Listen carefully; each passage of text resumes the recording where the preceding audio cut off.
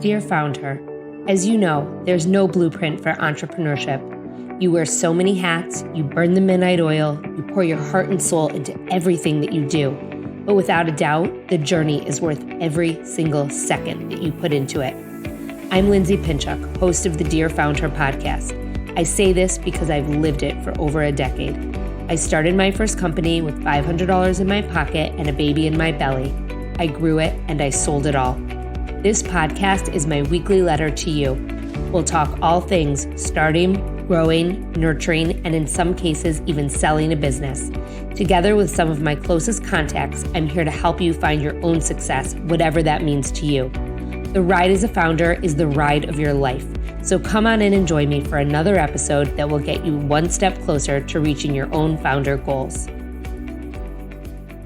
Welcome back to another episode of Dear Founder. Today, I am talking to Kerry O'Brien, who is the founder, CEO, and lead designer at Commando, a 20-year-old brand that started with one product and now includes hundreds. Kerry talks about how she started, how she expanded, and where she's going. But most important, Kerry talks about how she built her business her own way. Her story is fascinating, and I cannot wait to share it with you. But before we dive into today's episode, I'm your host, Lindsay Pinchuk. I have been building brands for nearly 25 years, and with a $500 investment, I founded, built, and sold a seven-figure business that reached 3 million people per month. This podcast is my twice-weekly letter to you to inspire you to find success through your own entrepreneurial endeavors. This podcast is really the show I wanted 13 years ago when I myself became a female founder. If there is anything that you want to hear about or that you want me to share to help you through whatever it is that you have on your plate as an entrepreneur, I invite you to reach out. And if you're inspired by today's episode, I invite you to share it. Please text it to a friend or share it to your stories on Instagram. You can tag me at Lindsay Pinchuk or at Dear Founder. I absolutely will come and say hi. And as always, if you like what you're hearing, we would love it if you left a 5-star rating or a review wherever it is that you podcast. That's how other entrepreneurs and female founders can discover our show and the incredible stories that we share here each and every week. So today's guest is a 4th-generation Vermonter. Kerry O'Brien has always done things a little bit differently. After a tenure working in financial public relations in New York City, she shifted her efforts to her next chapter, revolutionizing her top drawer. With no background in design, Kerry launched Commando in 2005 with the first seamless, elastic, and trim-free undergarments. 20 years later, Commando has walked hundreds of red carpets and fashion runways. It's been featured on dozens of magazine covers, some infamously, and holds 2 patents for innovative design in hosiery and slips. And you'll hear Kerry talk a little bit about that today. Her unique approach to design has positioned Commando as a trailblazer in the industry, which led her to induction in the Council of Fashion Designers of America in 2012. Kerry resides in Burlington, Vermont with her husband and their 3 children. Come on in and meet the one, the only, the amazing Kerry O'Brien. All right, today on Dear Founder, we have Kerry O'Brien, who is the founder, CEO, and head designer of a brand that many of you are probably familiar with, Commando. I am so excited that she's here. I've been really, really looking forward to this conversation and this interview because Kerry and Commando has been around for nearly 20 years, which is really a huge accomplishment. So Kerry, welcome to Dear Founder and congratulations on all of your success. Thank you so very much. Thank you. So I would love for you to share with everyone how you started Commando. Maybe for people who don't know what Commando is, tell us what it is. Give us the full rundown. Okay, so my name is Kerry O'Brien. I run a company called Commando. And it started, I want to start from the beginning. I grew up in Vermont. Okay. And a lot of people think Commando is based in New York City or LA, but it's actually based here in Vermont. And I grew up on a farm in Vermont and I went to school in Boston and I went to New York City and I loved it there. And I climbed the corporate ladder there. And I would go from, I went from an administrative assistant from the entry-level position to vice president at the age of 24, 25. Wow. At one of the world's largest PR agencies called Edelman. And I was the youngest vice president, not the youngest women vice president, the youngest vice president. So, and then I went on to work for another agency called Weber Shandwick, which was at the time the world's largest PR agency. And I ran their financial media division. And along the way, something happened. I began to get a little burnt out, but the end of that chapter for me was September 11th. I quit my job the day after September 11th, saying, I need to do something different in my life. Let me tell you, it wasn't like, okay, I need to do something different. I'm going to start this underwear company called Commando, which is now a clothing company sold around the world. It was like, I need to do something different. So I started to write a book. That was the big thing back then. Like people were like, oh, I'm going to write a book. I'm sure people still write books. But this was like a little conversational book. And it was called Hit the Road, Jack. And it was a grown women's guide to breaking up, because I was sick of my single friends in New York City breaking up, getting back together. So, and I had an inspirational song list. And you know what happened? I got the best rejection letters. I got rejected again and again. I couldn't get a publisher. I couldn't even get an agent.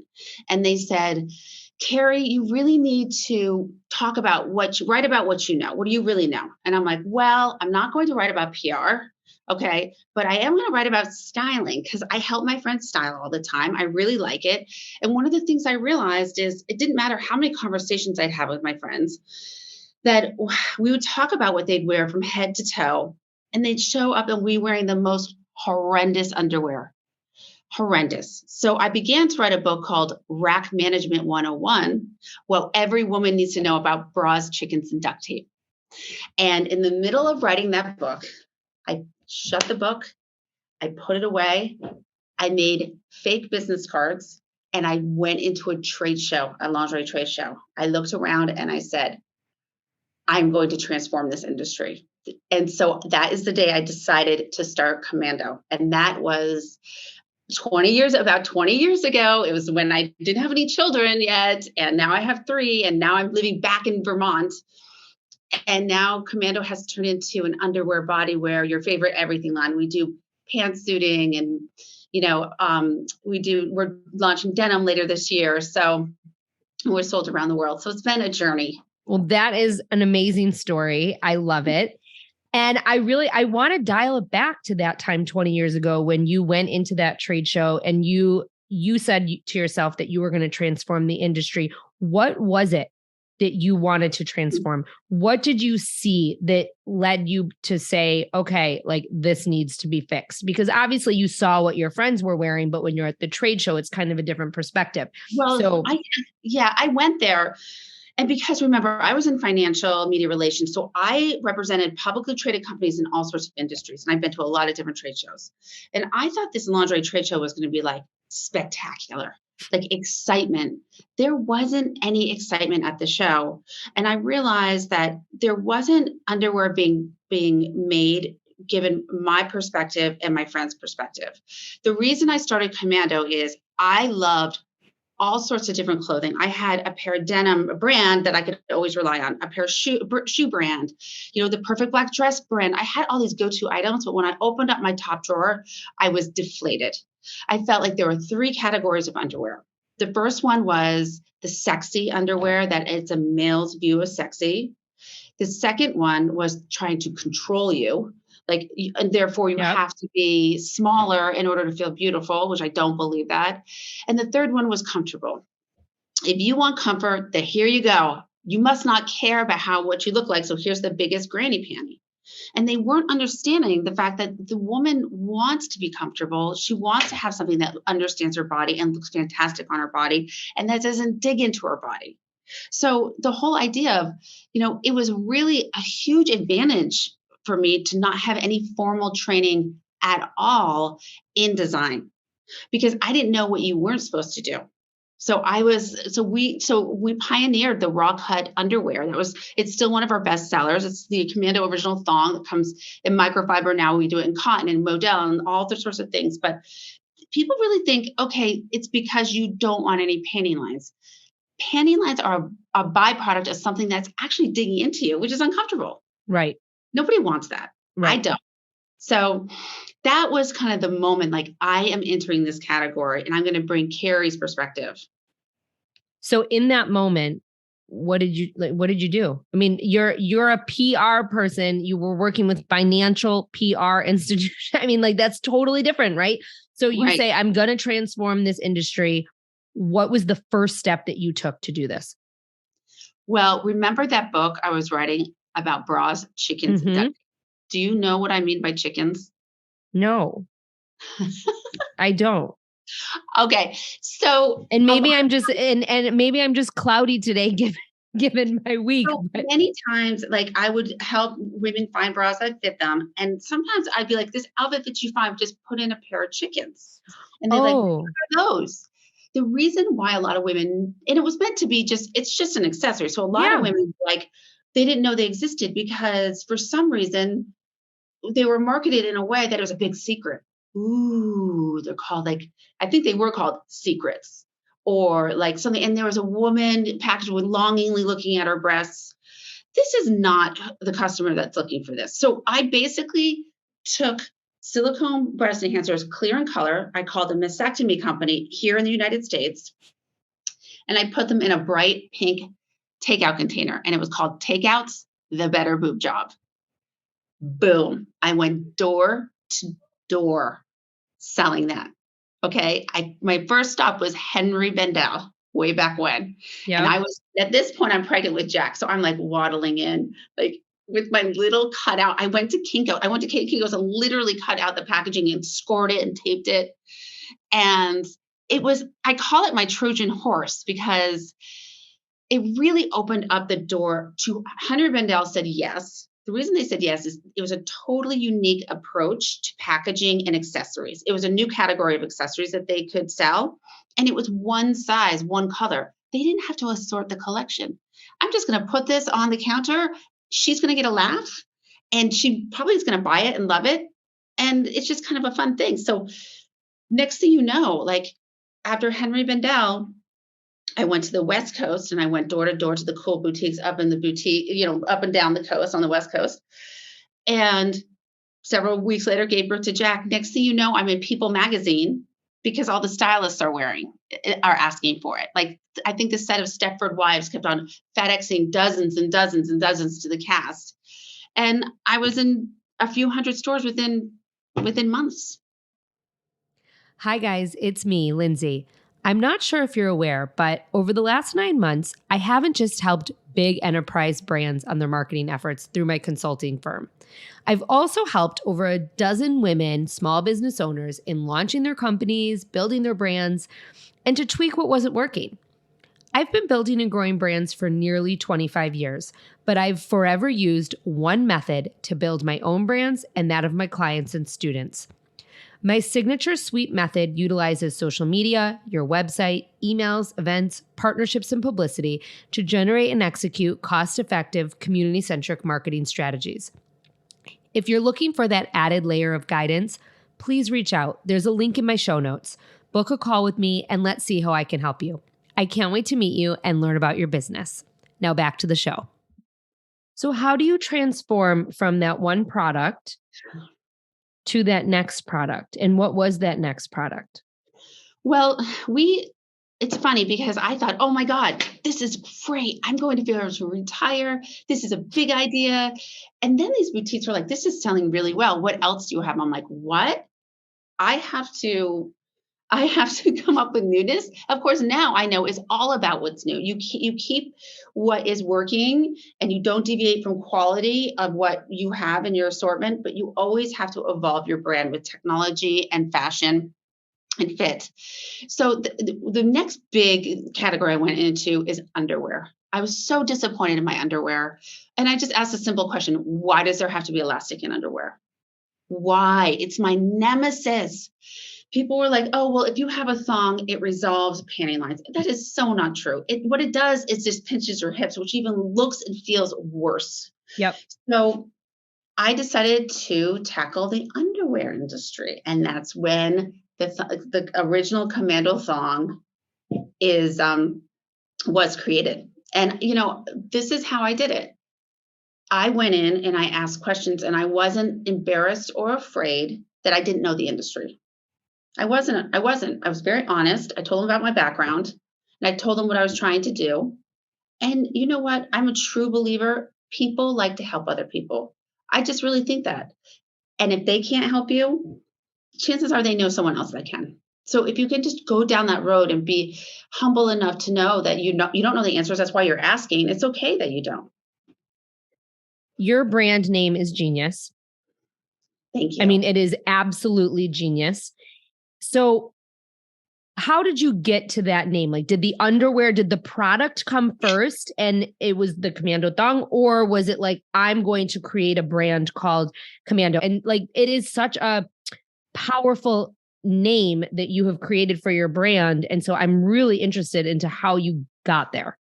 Well, I didn't start off with, I'm going to call it Commando. I did have a product that was workable, because otherwise, why bother making up a name of something you can't deliver? Because it's always about product. It's always about products, by the way. It doesn't matter what your name is. It doesn't matter how cute the packaging is. You have to establish that relationship and trust with your customer, right? But this is how I thought of it. I did think of it, and I was doing something called a brainstorming in the negative world. And I was I'm like, what is the worst thing I could call this company? I was going through, and Commando came up. And I'm like, oh my God, that's so bad. I can't call it Commando. I'm like, oh my God, that is so good. I can call it Commando. So I was just like, I could have called it anything else. Like, it's so much more descriptive. But I don't know, it just kind of stuck, and I loved it. And everyone kind of got it at first. Not everyone. I have an interesting story about one of the first times I showed Commando. But then I realized, and then I was like, oh, is this how do I feel about Commando, the name, after a few years? And I love it now more than ever, because as we enter different categories, our tagline was better than nothing. You want to wear clothing that you don't know you're wearing, because you just want it to work for your body. You want to feel comfortable. You just like, if you're thinking about anything that you're wearing, if it's kind of bothering you a little bit, take it off. Don't wear it again. That's not the Commando way. So anyway, the funny story is, one of the first times I showed my actual underwear line was to Bergdorf Goodman. It was the fashion director there. And they opened up the door, and I was in their offices. They're like, you have a half an hour to set up. I'm like, okay. So I get my purse out. I have a Ziploc bag, and I have like 4 pieces of underwear. That was my underwear line to start off with. I'm like, okay, I'm ready. It took me like 5 minutes, and they saw the product and they loved it, and they picked it up right away, but they had no idea what Commando meant. They just loved the product. They loved the product. Which is, I'm glad I asked you this question, because it is all about the product. And if the product doesn't function and it doesn't work, you're not going anywhere. No, it's true. That's one of the things that we realized during the pandemic. Like, she leans into brands that she trusts, and you have to earn that trust since day one.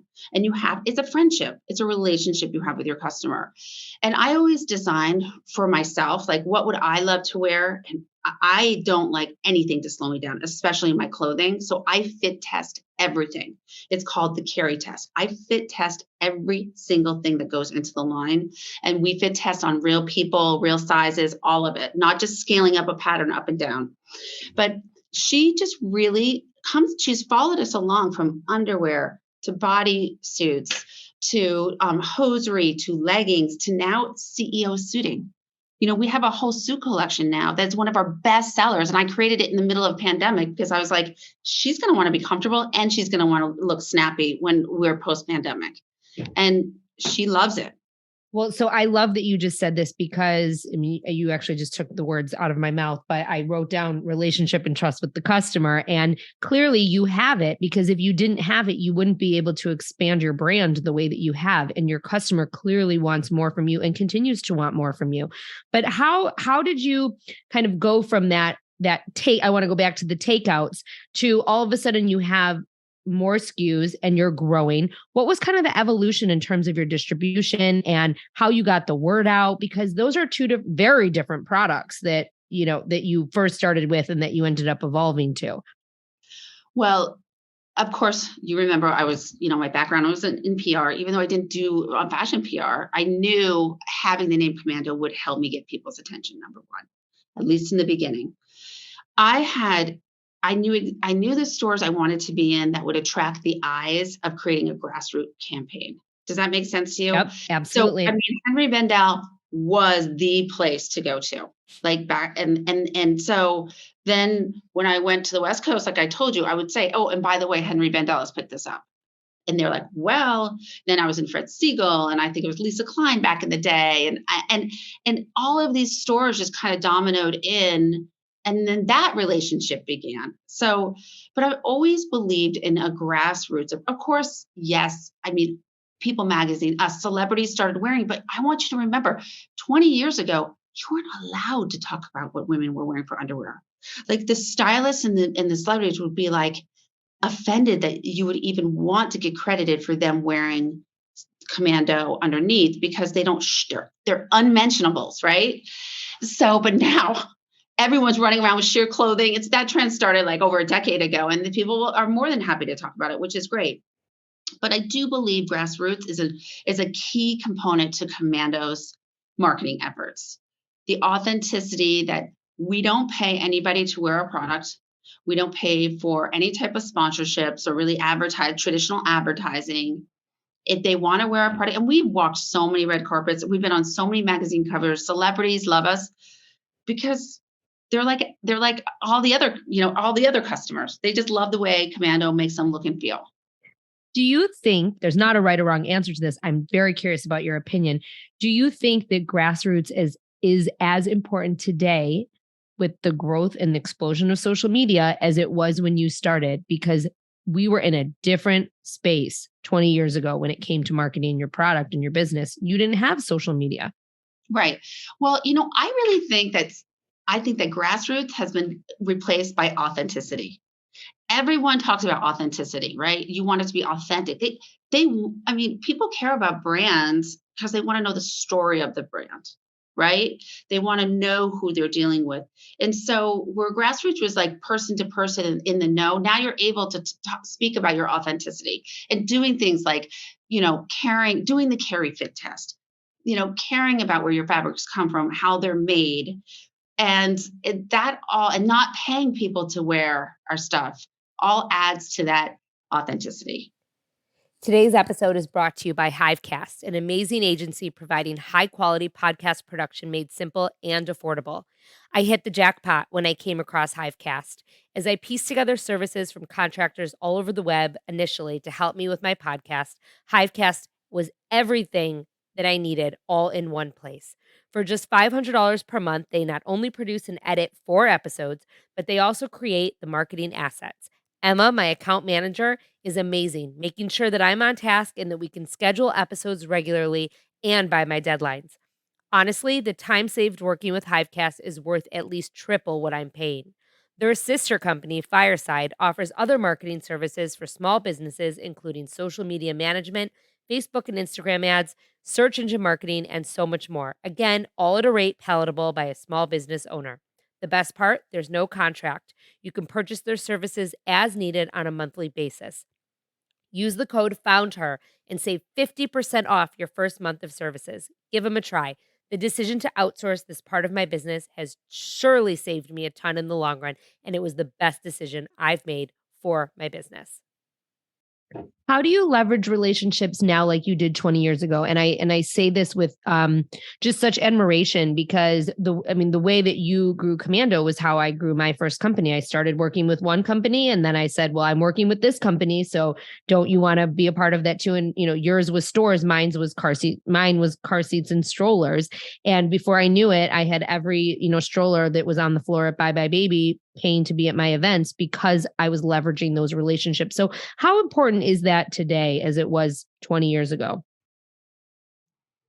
I have to say, I have relationships, but it's not, look, I live in Vermont. I think that I'm kind of a low key person. I certainly have relationships. Commando has a relationship with the stylists and of course with our customers, but with both our wholesale and our end customers.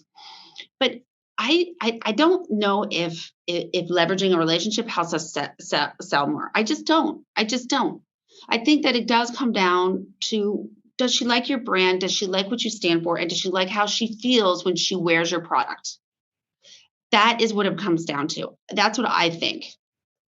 So we've talked a little bit about your expansion in terms of your product line, but I would love for you to share kind of the growth trajectory of Commando so that our listeners can understand where you've taken this brand in the last 20 years. Okay. So I started off with one product, one SKU, 20 years ago when I was working out of our basement of our condo and then our home. Our 3-car garage was our fulfillment center. In our basement, we had like 8 employees down in our basement. And so, of course, now we have a big facility here in Vermont. We have been profitable and we have employees around the world, by the way, around the country, I should say. We've been profitable since day one. It's something that's really important to me. I always felt like I'm in business not just for the vanity of being in business and being in this industry, which is certainly very exciting and it can be very glamorous during certain times. I'm here to create an enterprise where I can employ people. Everyone can share in its success. And I believe in financial discipline. So I've always been profitable. And for the most part, we have grown every year, most years double digits. I mean, 2008 was pretty tough. I mean, I have to say 2008 was tough, but we ended up flat for 2008, which was crazy. Yeah. Crazy. We were down over 50% the first 2 quarters or 1 or 2 quarters in 2008. And you know what we did? We kept on ordering. We kept on ordering Commando from our manufacturers because we knew if we shut them off, we went from their smallest customer in some of the factories in the Carolinas to their only customer. Okay, during that recession. And we're like, oh, if we shut it off, they're going to have to shut their lights off and probably will never be there when this recession goes back. So we doubled down, talked about trust and partnership. We went in it together with our factories. We're like, we will continue to buy from you. We'll buy these replenishable items that are evergreen and we'll get through it. And you know what? We got through it. And when the economy came back, it's really hard to ramp back up if you're not prepared. And then even in 2020, during the pandemic, when every single store in the world that we sold to shut down, we ended up flat for the year. So for me, that was miraculous. I mean, but it also speaks to your brand. It speaks to how much your customer trusts your brand, how much they love you and your product. And it goes back to what you were saying before. It's all about the product. People still needed underwear during the pandemic, I mean, yeah. They still needed clothes. They needed leggings. And I'm sure there were certain products of yours that did way better than others during that time as well, given what the situation that was going on all around us. Well, we really pivoted during the pandemic. What we did was when I found out the pandemic had an inkling it was going to shut everything down early in the first quarter, we stockpiled all of our core fabrications. I didn't get a year's worth of XYZ because I believe in fabrics. When I pick a fabric, it is like I anoint a fabric. Like it is like part of the clay. It all starts with fabric. So we have key fabrications that we use, mostly from Austria and Italy. And I'm like, get a year's worth stateside right away. And we got it here. Since we cut and sew here, we're able to pivot. We're able to make loungewear when she wanted more loungewear. We're able to make, all these things that she didn't necessarily come to Commando for in the past, but we were there for her during this time in her life. Which is that's so important, and obviously why you came out flat and out the other side, and why so many brands didn't, because they weren't prepared. Oh, I know. How could they? It was tough. Yeah, it was very tough. That is the joy of being the head designer and the CEO. You get to make those decisions. Talk to me a little bit about some of the other challenges. You mentioned the glamour in terms of being in a fashion forward brand, but I would love to hear some of the challenges that you've faced and how you've come out the other side. And I think this is really the part of our conversation here where people learn. And I want to share that not everyone, it's not all rainbows and unicorns, even when we're talking about being profitable from day one. So I'd love to kind of hear some of those struggles from you. You want the war stories. Yeah, for sure. Everyone wants the war stories. Well, I think that it's not all, I think that it's interesting because a lot of people think, I get the impression a lot of people think that coming up with the idea is the hard part and the rest is easy. I don't believe that whatsoever. I believe that every part of entrepreneurship is challenging and has its obstacles. And that's normal. Everyone should know that that is normal. And of course, the challenges. I mean, I talked to two major challenges. The recession was in 2008 was pretty scary. And you had to be brave. I had to be brave. And also the pandemic was terrifying, not just from a financial standpoint, but just for everything. And then I had all these employees I was worried about. So you just have to keep on moving forward. But one of the other things that when I finally got a working prototype of Commando, finally I had something. We made it up. I had a freelance pattern maker and sewer make a sample for me. And finally I'm wearing it. I'm testing it. I'm loving it. I'm like, this is amazing. I'm going to go and, everyone's going to love this. I'm just going to go and ask the factory to make it. No one wanted to make that for me. No one. They're like, who are you? What kind of underwear distribution do you have? I'm like, I don't have any. What are your projections? Not really. I don't have any. They're like, no way. And oh, what? You want to import the fabric from Italy? I don't think so. No. So, I mean, the overseas, and it was a gift that they all said no to me because I created this great network of US side manufacturers that I have been with some for decades. But what happened was I was very discouraged, but I wasn't going to give up because I know it would make it for me. So I asked my local pattern maker who is helping me. I go, do you know anybody that will make this for me locally? She goes, actually, there is some Bosnian refugees that just came and started Vermont Bosnia company. And it's a husband and wife, and they have a cut and sew operation 10 minutes down the road. You should go visit them. So I went to go visit the couple. I told them my idea. I showed them the prototype, and they said, Kerry, my friend, we are in this together. We will be there for you. And 20 years later, they're still here for me. What an amazing story. I'm so glad I asked you that, because that is like, it's the people who are with you from the beginning that really, they lift you up, they lift your brand up, and they lift you up as a person. And I speak the same language that you do. And I have a very similar situations that arose with me. I mean, and I still talk to all of my employees from Bump Club, all of them. And many of them were there till the end. One of them was there till last week when she was let go. But, and so I love that story. Thank you for sharing that. And so what is their role now with you? They are still sewing for us. I think they might be thinking about retirement pretty soon. Okay. What are you going to do? We have other factories across the country and in other places in the world that can help us do that. I think that, they've been a part of our history. It's nice to have a little sewing facility within 10 minutes, but we have our own sewing facility here at Commando. We have about 8 sewers here. So that's nice too, to have your own sample room and sewing facility at your own headquarters. You know what I love about that story? I love that it wasn't just you taking a chance on them. They were taking a chance on you. You guys were you were in this together. And I think that that's often what makes brands so successful, is when everyone is sold into it, not just the founder. It's just everyone's a part of the importance of making it happen. Yeah, no, we are. Look, they wanted to succeed. They wanted us to succeed. Likewise. I mean, this is just, they've been part of our journey, and we've had some tough bumps along the way. Did you raise money to start Commando, or was this totally self-funded? I did not raise money. Commando has never taken big bets, for better or for worse. We have never taken big bets. When I started off with just takeouts, I ordered, I didn't want to do a huge print run, even though economically you're supposed to do large print runs because then the cost per unit is so much more or less. But I didn't want to be haunted by all these empty takeout boxes in my garage if it didn't work. So I would order a little bit, hoping for success later. And so that would help with capital. Even when have you ever worn our hosiery, our tights? I don't wear tights. Oh, you have to. I'm going to tell you a story about tights. You have to wear tights. Even with our hosiery. I don't wear socks either. I told you about the Bergdorf Goodman story about how I had 4 pieces of underwear. I could have come out with a whole collection, but I decided to start small. Right.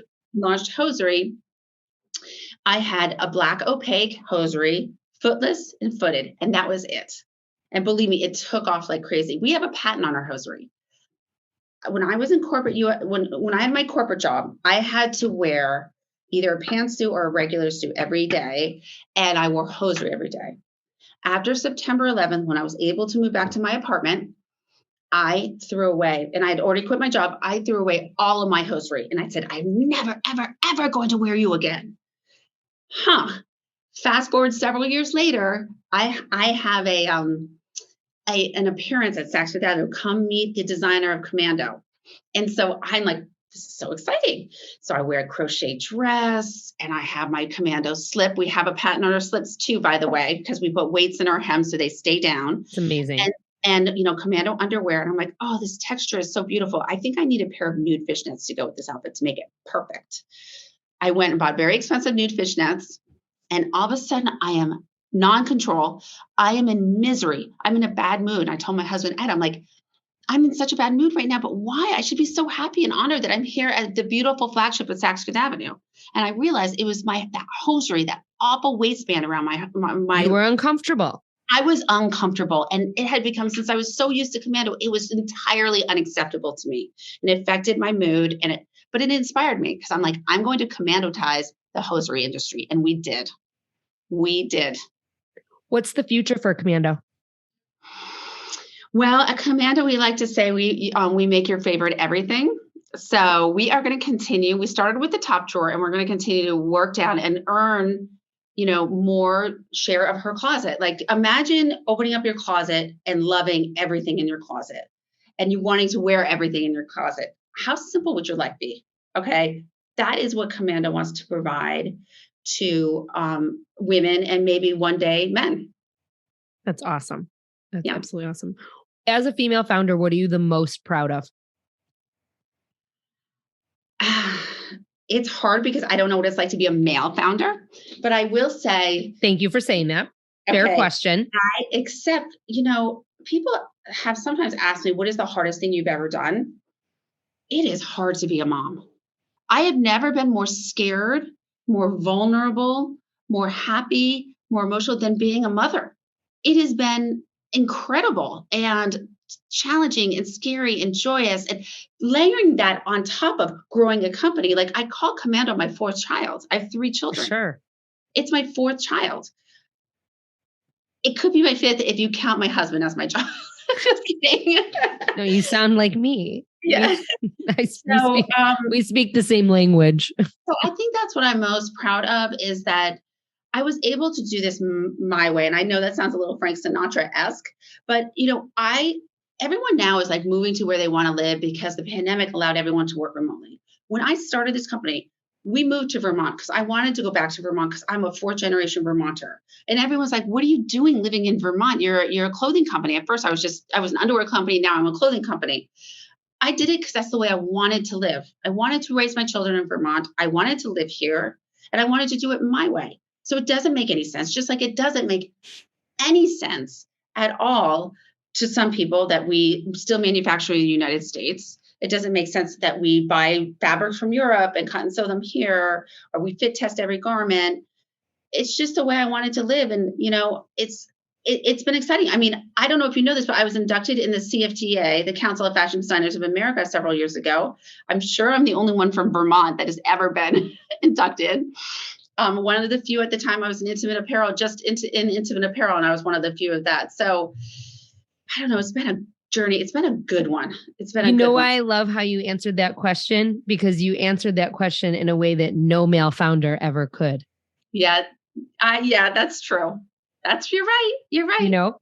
And I think too, like, I totally, I'm right there with you in terms of being a mom. It's really freaking hard to be a mom, and it's really hard to be a mom who works, and it's really hard to be a mom who works and has their own business and then has other people relying on them outside of their family. It takes a lot of mental space to do that. And it's really hard. And so I appreciate your honesty and transparency in that, because you can't always do everything. You can't. This whole thing about having it all and you can do everything, it's just not true. You have to pick your spots. You have to decide, and you have to be a little unapologetic about it. I love the fact that my son and the 2 girls sat there and watched. They were part of there's pictures of Jack in our warehouse in our basement, in our garage.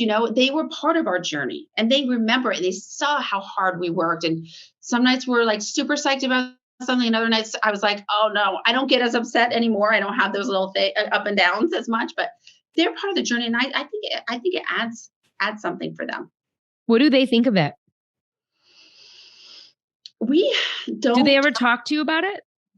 Well, I'm a believer that I don't think that just for me personally, I don't think that it's a given that your kids should work for you in an industry, right? A business. In fact, I would argue the opposite is true. So one time they asked me, do you think that you're going to ask us to go work at Commando and run Commando one day? I go, no, I don't think so. I want you guys to do you. I want you to live your life and find your passion. He goes, they all went, oh, God, thank God. So I don't know what that means. But they do ask questions. We try not to make a huge deal out of things because we have had a lot of celebrity moments, where, the red carpet moments, or where you see it on TV or the Super Bowl's on and, the backup dancers are wearing Commando. Oh, there's Gwen Stefani, Rockefeller Center, wearing our patent leather leggings, singing. And I don't want to make a big deal out of it because they like the product just like my neighbor would like the product. Yeah. You know what I mean? Hi guys, it's me, Lindsay. I wanted to tell you about HoneyBook, the new tool I've been using to automate my business. This past December, I felt that things were a little bit disjointed. My coaching and consulting contracts and client acquisition process wasn't automated. And honestly, I just kind of felt like a mess. And then someone introduced me to HoneyBook. They're the leading client flow platform for independent businesses. And it's what I use to make my client acquisition and payment processes as easy as possible, not just for me, but for you. HoneyBook allows me to manage my workflow and my client experience, streamlining all the steps that it takes to sell and deliver my personalized services. By combining tools like billing and contracts and client communication, HoneyBook helps independents get organized and provide top-tier service at every step, and I have loved it so far. The best client experiences truly are built on HoneyBook, and I am totally sold. You can check out the link in my show notes and give it a try for $1 a month through February 27th. I love how humble you are. I mean, really, like you're just so normal and real. And I that says so much about you and the brand and also the life that you're living, and everything about your story is just really awesome. And I'm so excited to share it here. I mean, really and truly. I want to ask you one last question. It's the last question I ask everyone. And that is, what are 3 actionable tips that you would give to another female founder who's maybe just getting started today? Okay. I may be repeating some of the things I talked about earlier, but I think that you need to recognize and acknowledge and accept that there are going to be obstacles every step of the way. And that is normal. Don't listen to success stories like me and other people and say, oh, it was so easy. It is a long road. It's a challenging one, but that's normal. It doesn't mean you're doing something wrong necessarily. It's normal. I would say, so in that sense, it's going to be challenging. I think also have curiosity. When I have this saying, when in doubt, check it out. Go to that trade show, go meet that person who wants to meet you. Check this out, meet with that person, because down the road, you never know when that relationship or what you're going to learn in that journey of being curious and being open to new experiences. I think that's really good. And the final thing I would say, and I think it's so important, ask for help. Ask for help. And you ask, if they can't help you, there's another question you ask. If you can't help me, do you know someone that can? I have gotten so many doors opened up for me because I didn't start with just the first question. I followed up with the second part of that question, which is equally as important as the first part. So I could go on and on and on, but those are probably my top 3. Kerry O'Brien, founder, CEO, and head designer of Commando, thank you so much for being on Dear Founder. Thank you for sharing your story, your honesty, your knowledge, your wisdom, your passion. I am so excited to share this with our community. Thank you so much. This was fun. I told you were going to love today's episode. And I wanted just to say and point out that one of the things that I loved so much about this episode is Kerry's ability to tell a story. And a lot of the lessons that she shared here were simply stories and really just letting us in to see how it was that she built this business through her own experiences, which really leads to one of the big takeaways today, which is about authenticity. And Kerry and I talked about that. So I just want to point that out to you because her ability to tell a story is really second to none. And hopefully you'll remember some of the examples that she shared here because the stories are that good. And that is a practice that it really is so hard to master. And every founder out there should make an effort to master the practice of telling a good story. So, as you know, I love to share my takeaways from every single episode. If you click on the link in my show notes and subscribe to my newsletter, you'll get them sent straight to your inbox with a whole lot of other information on how to grow your business. But for now, I want to share my top 5 takeaways from my conversation with Kerry O'Brien. Number 1, people like to help other people. And if they can't help you, they likely know someone who can. Number 2, women lean into brands that they trust, and you have to earn that trust and stay one of those brands in her repertoire. It is a friendship, and I love that Kerry described it like that. But you have to earn that with your customer. Number 3, grassroots has been replaced by authenticity today. People care about brands because they want to know the stories behind the brand. Grassroots is person to person in the know. Now you speak about your authenticity. Use your experience to add to that whenever you can. Number 4, every part of entrepreneurship is challenging and has its obstacles. It's totally normal. Everyone should know that it's normal. And number 5, ask for help. And if they can't help you, you need to ask, do you know someone who can? And that is such a great lesson. Thank you so much, Kerry O'Brien, for sharing your story with us and your knowledge and wisdom. And thank you to everyone who joined us for today's episode. Please stay tuned for another amazing and all new episode coming your way every Tuesday and Thursday.